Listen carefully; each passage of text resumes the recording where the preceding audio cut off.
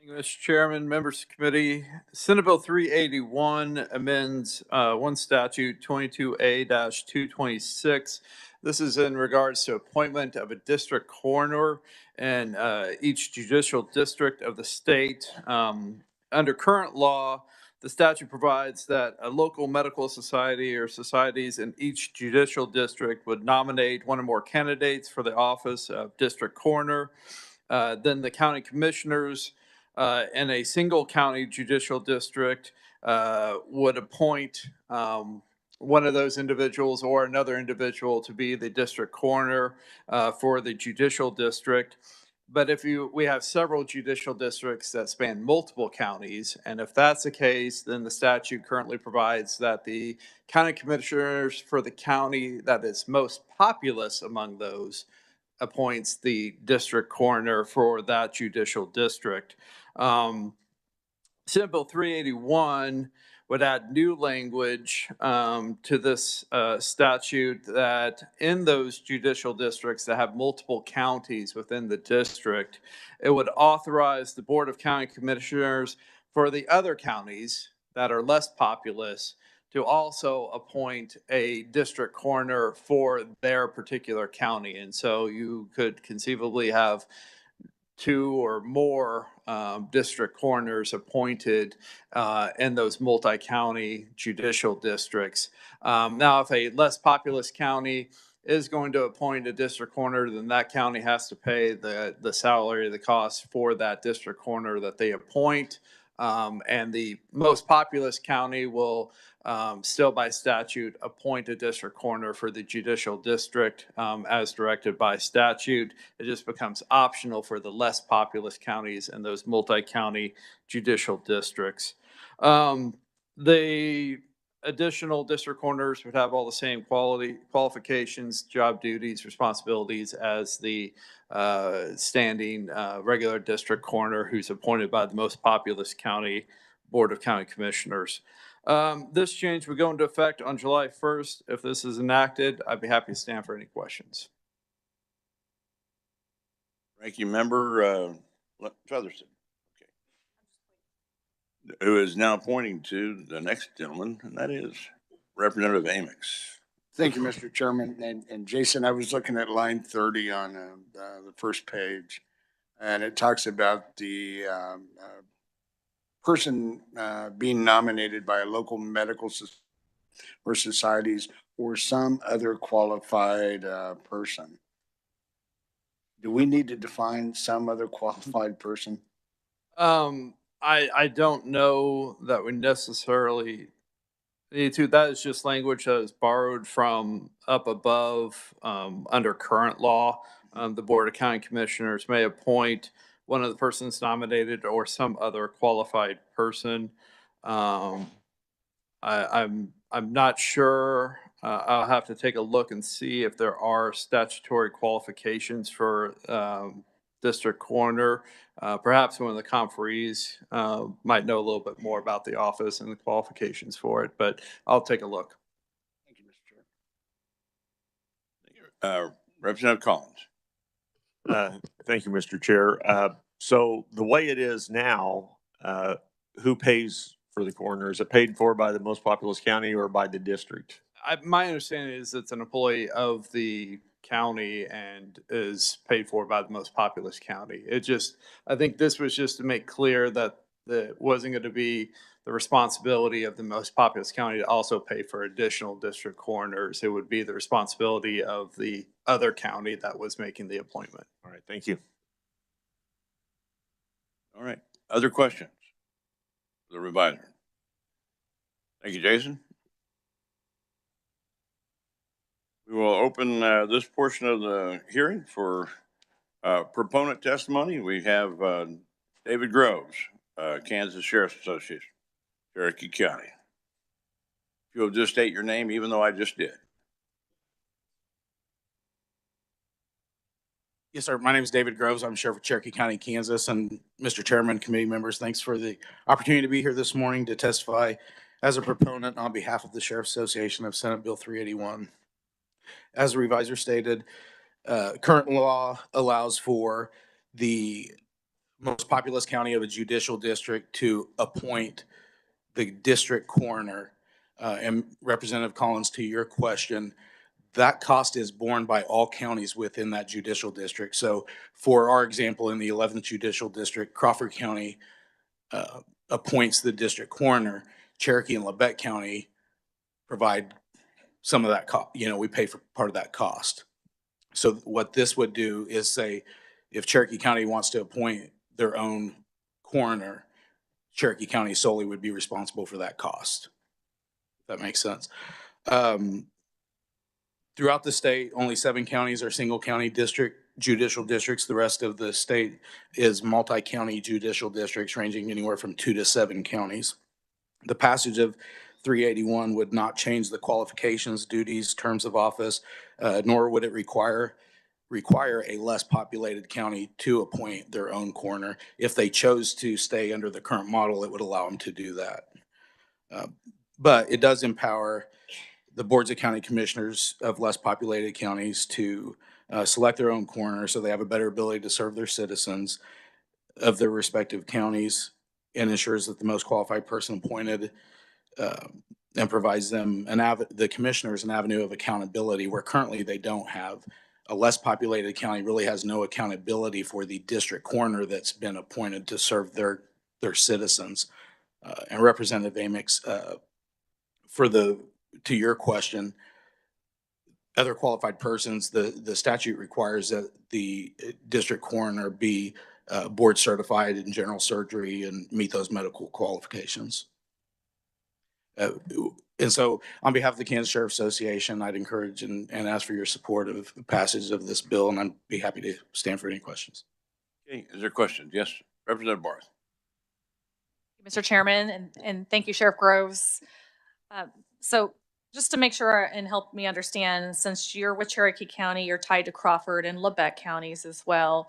Today, the largest populated county is which one? Crawford. Crawford. Okay, so Crawford now appoints that coroner. And do you have one that's shared with all 3 counties, or is that they appoint it for specifically for your counties? So is there 3 coroners or just 1? So for each judicial district, there's 1 district coroner. That district coroner does have the authority to appoint deputy coroners.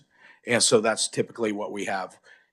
For example, in our judicial district, we have a coroner, and then there are deputy coroners in Labette County, in Cherokee County, and most likely in Crawford County as well. I have one follow-up question, if that's okay. So as a follow-up then, so you already have 3 coroners. It's not like you're increasing the number of coroners. I'm just wondering about cost and expense and the number of people, if you could help clarify that. Thank you. Yeah, so there's just currently 1 coroner for again, just for our example, we have a 3-county judicial district. Crawford County appoints the coroner for the entire district that oversees all 3 counties. Should Cherokee County decide they want to appoint their own coroner, Cherokee County solely would be responsible for that cost. Does that answer? Okay. Mr. Vice Chair.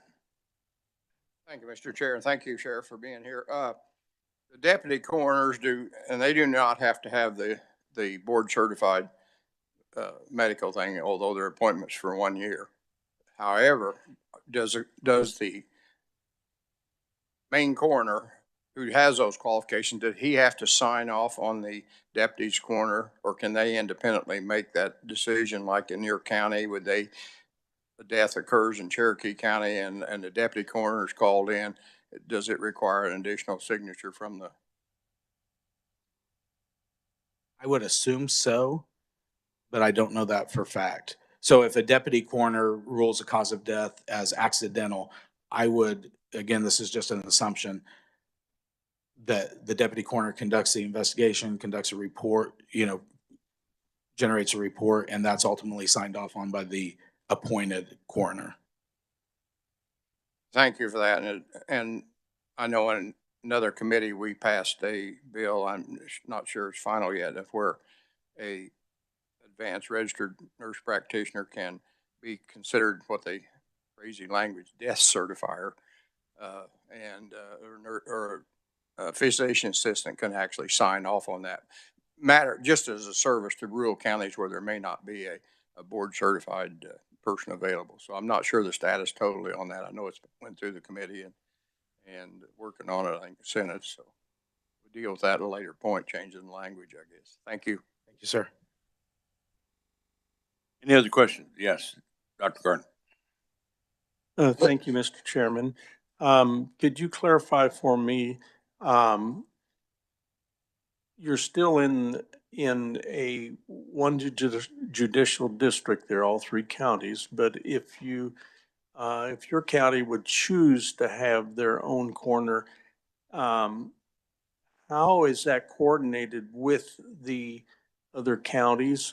And what is the arrangement if your county coroner is not available? Is there some system for a coroner from another district to come in and perform the work?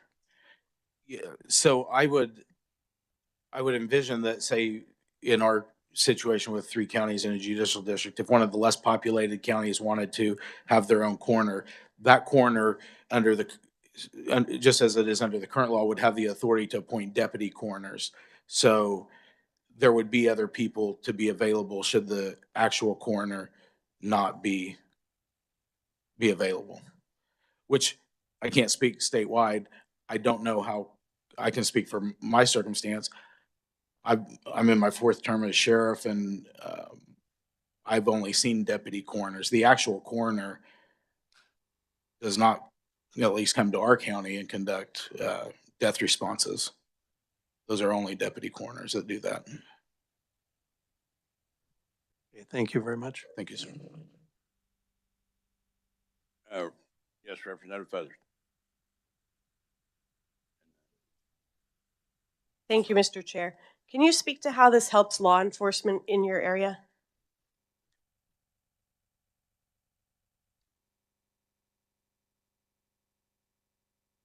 Well, I think that two different things. One, it helps the county as a whole because it allows us to have accountability for somebody that's providing services to our citizens. I would say it's not uncommon for families of the deceased to run into some hurdles with either getting death certificates or autopsy reports or provisional autopsy reports, or understanding what that process looks like and getting information. And that frustration is often compounded because they're like, for a less populated county, there's not a coroner's office. There's not a point of contact. There's nobody to hold the coroner or the deputy coroners accountable, saying this, we haven't had an autopsy back for 9 months, 10 months, whatever the case may be. I can't get death certificates signed. They have no avenue to reach out and try to get those situations remedied. With this, their point of contact would be the Board of County Commissioners. And so if I had a citizen that was running into those frustrations, they would be able to go to their local county commissioner and hopefully get those, issues resolved. Representative Barth. Thanks, Mr. Chairman. And Sheriff Groves, I think what the ranking minority question, you might have partially answered what my question relates to, but have you had any issues that have come up that the way the process is working today, examples that you could give us, reasons why you're looking for this change, just to kind of help us get a broader understanding of what's going on would help? Thanks. I would say the law enforcement community has expressed some concern with, in various parts of the state, different methods that coroners have used. Some have been reluctant to order autopsies, say in the case of a potential narcotic-related overdose. So that hinders a law enforcement investigation into the distribution of a controlled substance that results in great bodily harm or death, because we don't have an autopsy with a toxicology that shows that the death was the result of a narcotic overdose. Is that okay? Thank you. Representative Amix. Thank you, Mr. Chair. Sheriff, do you see any problem with new interlocal agreements being drawn up? No, sir. Okay. The only reason that I ask that is sometimes, we're trying to take something that seems fairly simple and it may create a big monster somewhere else. So, okay. So, thank you, Mr. Chair. And anything else for the conferee? Okay. Thank you very much. Is there anyone else here that would like to speak as a proponent for this measure? Right. Not seeing any, we will move on to neutral. Is there anyone here that would like to speak as a neutral testimony to this bill? Not seeing any, we'll move on to opponent. Is there any opponents? And you'll have to stand in line and wait your turn. No, nobody here. So no opponent testimony as well. So we will close this hearing on SB 381. I would like the body to consider a measure of suspending the rules. And Mr. Vice Chair. Mr. Chair, thank you. I'd move that the committee suspend the rules and pass Senate Bill 381 out today. And been seconded by the minority member. And that's to suspend the rules, and then we'll take the vote towards whether to pass it out. If there's no discussion over the suspending the rules, all in favor say aye. All opposed? And we will work that. Now we're ready for a motion. Yes, Mr. Vice Chair. Committee, I'd like to pass Senate Bill 381 out favorably for passage. Okay. Is there a second? Seconded by Representative Underhill. Okay, for discussion. No rush here. We've got minutes. Yes, Representative Barth. Thanks, Mr. Chairman. Reading through this bill here, I think one of the things that I believe is it gives some flexibility. So line 27 talks about they may do this. So it's not forcing any counties to do anything specifically. They have the choice if they want to be able to implement this or not. It gives them that flexibility. And then once they do choose it, it does have some shalls in there that do require some requirements. But I think some of the testimony we heard was some of the questions that I asked specifically about the coroners being reluctant to do an autopsy could be a critical component, especially if families are wanting that. I think that's really important if they feel like there's something that's there that needs to be done, that gives them that local control to be able to do so, and not having their own coroner to reach out to be able to specifically have that ability, if they have that issue, that this is a way for them to address that.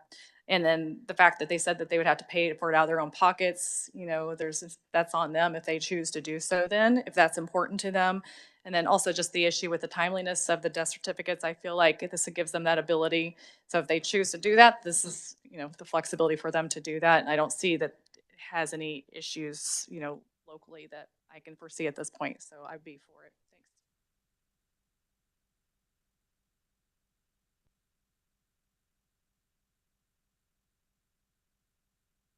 It has been, I would renew my motion to pass Senate Bill 381 out of this committee favorably for passage. All right. Yeah, you've heard the motion. All in favor, say aye. Aye. All opposed? Abstain, and the motion passes. And we have one more item on the agenda today before we close for this 2024. That is the approval of the minutes of 3/6, 3/11, and 3/13. Do I hear a motion? So moved by Representative Amix and Representative Collins seconded. All in favor, say aye. All opposed? And that passes. I just want to say thank you. It's a real privilege getting to work with you guys. You work well together. You don't have to think alike to work well together, and you don't always have to work well together, but you do. So thanks. And we're adjourned. Chair, this is me right here, sorry. I just want to say thank you for all that you've done. Thank you to our ranking member and our vice chair, and to staff. They've been rock stars too, so thank you for all your work.